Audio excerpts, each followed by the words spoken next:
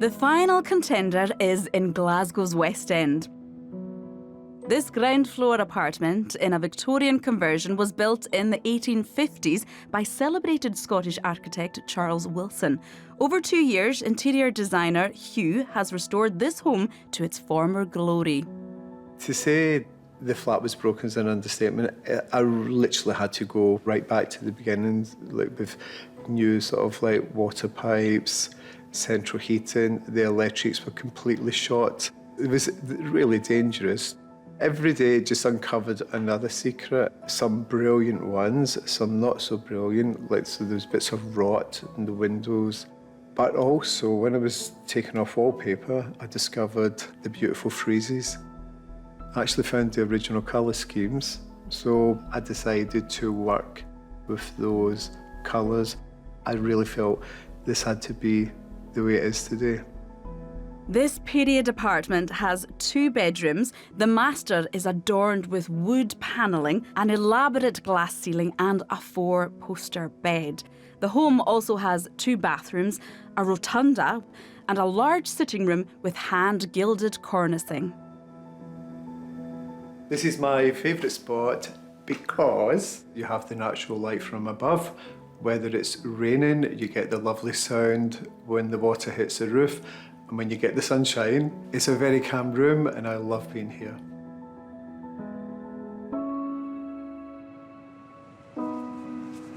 It has always been my dream to see inside one of these. Really? Yeah. It's like the big posh houses built in the West End. Yeah, and the West because Because of the prevailing wind.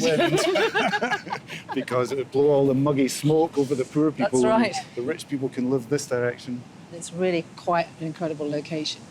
And then we've got nice planting on the front here and also, Kate, some houseplants inside. We love a bit of greenery, and I'm seeing a lot of gold as well, so I think it's going to be quite, I don't know. Opulent. Opulent, that's a good word, yeah. A twiddly one. Have a look. Check it out. Check out.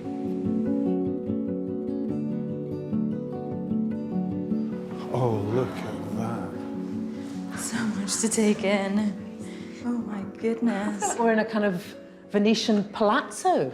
Well, that was the period, wasn't it? I mean, that was the architect again, you know, going on the grand tour and bringing back bits of classical Greece and Italy and just replicating them in Glasgow. I mean, this is a different way of living. Look at all the gold as well, it's all been gilded. I haven't been in one of these that's been retained and kept in the original decor. So it's quite gobsmacking. I know, I'm ready to see the rest of it. Yeah.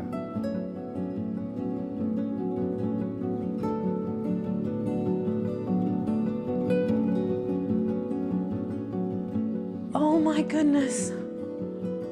That was a collective gasp there. It's absolutely amazing.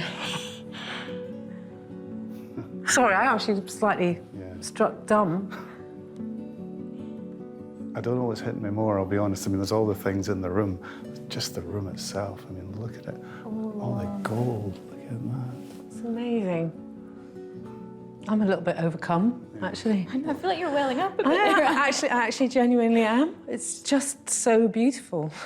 I love that it's not even a question about whether it's too much or, you know, if it's just overdone, it has to be like this. It's so impressive, the level of effort that has gone into creating this space. And then actually starting to look and see, you know, initially you can see the kind of Stubbs-esque paintings and the traditional furniture.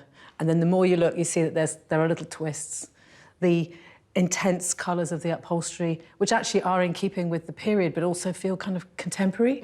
I agree. And I love this idea that the homeowner is kind of, the caretaker of the home is kind of just taking it upon himself to like restore it and like hand gild it. It's just incredible that someone would, I don't know, just feel that passionate about such a period property. But it is interesting, you know, this is architecture pre-modernism. It's curious if you brought a modern architect in here and thought, whoa.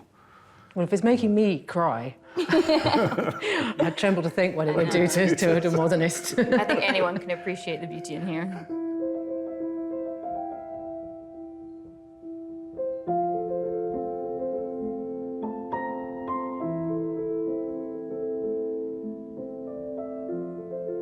Oh my goodness.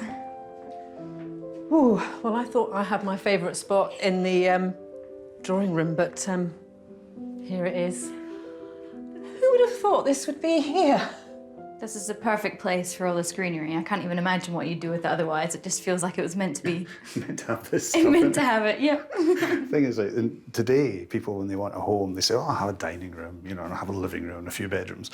I don't know what people asked for when they were building buildings. Can I have, like, a dreamy little green space with a glass roof? And I don't know really what I would call it. I mean, look at the stained glass and the carved leaves on these kind of wooden mullions. I mean, it's just, there's not a single bit that hasn't got decoration on. Even down to the mosaic on the floor. I was just looking at those. Every single bit.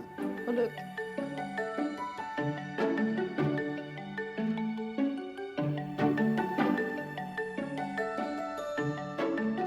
The entryway was spectacular. Even just walking in there, we knew it was going to be so impressive. The mosaic tiles, right down to the gilded cornicing, was just beautiful. I think the atrium was definitely my favourite spot, and I always love when my favourite spot is the exact same as the homeowner's favourite spot. It had this beautiful jungle, sort of leafy, relaxed vibe to it. I can imagine sitting here would just be so calming, such a relaxing, truly tranquil space.